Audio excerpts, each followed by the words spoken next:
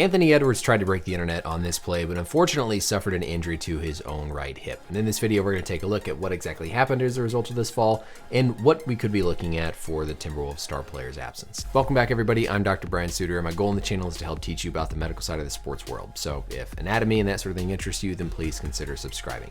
Let's go right to this play here for Anthony Edwards. Now, this is going to bring up maybe a little bit of conversation about just player safety, and I think there's some people out there that maybe talk about whether or not charges should be banned because, yeah, it's a situation that's going to put you in positions like we see with Edwards here, where the offensive player is going to be at a really high risk of getting hurt. So we see here as Edwards goes in, I mean, I love Anthony Edwards, used to live in Minnesota, big fan, and so seeing what he was doing to try and take off here, I mean, he is trying to absolutely have the dunk of the year, if not the dunk of the century here with what he's doing. But of course, what we forget about is that everything that goes up must come down. And so in this position, when Edwards gets up here in the air, he's maybe 5-6 feet up off the ground, big heavy guy, and all of that potential energy from how high up he is in the air has to come down. And so unfortunately, it's the landing on these dunk attempts that is so concerning for injuries. I talk about this a lot with Ja Morant in terms of just how risky this playing style is, because you don't realize that when you get up in the air like this, when somebody's trying to take a charge, you are oftentimes going to fall down and land and put yourself at a high risk of something like a wrist fracture, an elbow fracture, or like we saw here with Edwards, a pretty significant hip bruise. The most concerning thing that stands out when I see these falls after players land from trying to attempt these dunks is just what we call here is a foosh. Foosh standing for a fall on an outstretched hand. And so that's exactly what Edwards is doing here, specifically with his left side. You can see how his right elbow, as he lands, it goes into flexion. So it starts to absorb some of that impact here as he rotates through the air. But his left arm lands where his elbow is fairly extended. And you almost see this little jarring mechanism that kind of goes up in through his elbow.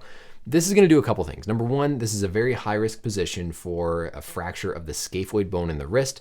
It's also high risk position for a radial head or radial neck fracture up in the elbow, similar to what we saw happen with Gary Payton a while back with the Warriors. And so just this part of this whole fall, concerning for wrist fracture, concerning for possible elbow injury.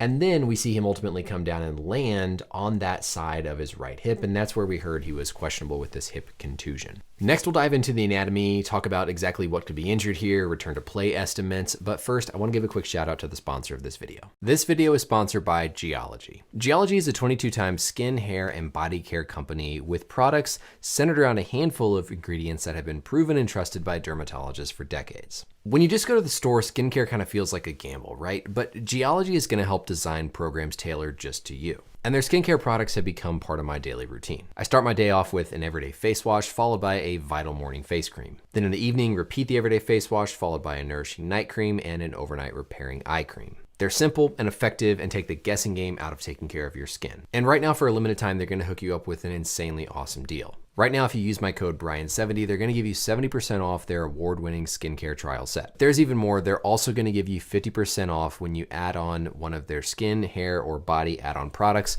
to your skincare trial set. Not only is Geology the best in the skincare game, but they've also released a lot of amazing new hair, body, and skin products that I love using. In particular, their hair co-wash is fantastic. They also have some really great body washes. So there's things for you to check out no matter what you're looking for that personal care routine. So take advantage of this fantastic offer today and do something to not only step up, but also simplify your skincare routine. Thank you again to Geology for sponsoring today's video, and let's get back to our learning.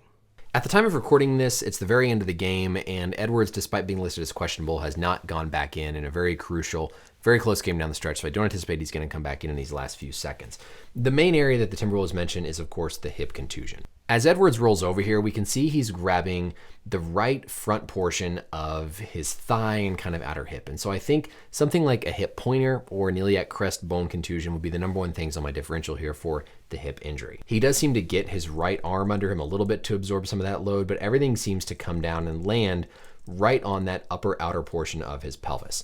So if we look now at our biodigital anatomy tool here, what I've shown are the key muscles on the right side of the pelvis in the outer aspect of the hip. So if we zoom out here a little bit just for orientation, this is going to be the outside of the right hip. This is going to be the inside. We have deep here the ball and socket of the hip joint. And then this bone is called the ilium. Specifically, the top part, this ridge, is called the iliac crest. Now, the iliac crest is that top portion of your pelvis, and there's a few different muscles that originate off that iliac crest. The gluteal muscles, the gluteus medius, the gluteus minimus, going down and inserting on a portion of the femur called the greater trochanter. Those muscles are an active hip AB abductor, so lifting the leg out to the side. But all this is where all that impact comes down on the floor for Edwards. And so we could be talking about a severe muscle contusion or bleeding in the muscle, specifically these glute medius, glute minimus muscles, or the overlying iliac crest. Also in the front here is the tensor fasciae lata. The tensor fasciae lata, or TFL, is partially connected into the IT band, which then runs down the outside of the leg, but originates off of the front, specifically the ASIS, the anterior, meaning front, superior iliac spine. That's the bump that you can feel in the front portion of your pelvis. Also originating off that ASIS is going to be the sartorius muscle, this big long seatbelt-like muscle that goes down the front and then inside of the thigh, inserting down below the knee joint. A hip pointer, if you hear about that injury, is a bruise to this bone, to this iliac crest. And we think about bruising being pretty benign, but a bone bruise is actual micro trauma and fractures to the inner trabeculae bone pattern that we see underneath the cortex. So it's not something you would see show up on an x-ray, but if you do an MRI scan, you'll see a lot of bruising, you'll see a lot of actual subcortical kind of cracks and microfracture within that more cancellous, softer bone, deeper below the hard outer cortical bone. So yes, it's just a bruise in a sense, but bone bruises can take a really long time to heal, and especially if there's any involvement of these muscles, that might limit Edwards' ability to really have a lot of good strength when he's trying to abduct his hip.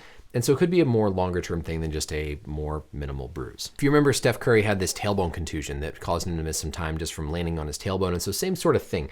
We can see these hard falls resulting in a lot of bone bruising, a lot of bone contusion, especially as far up as Edwards was.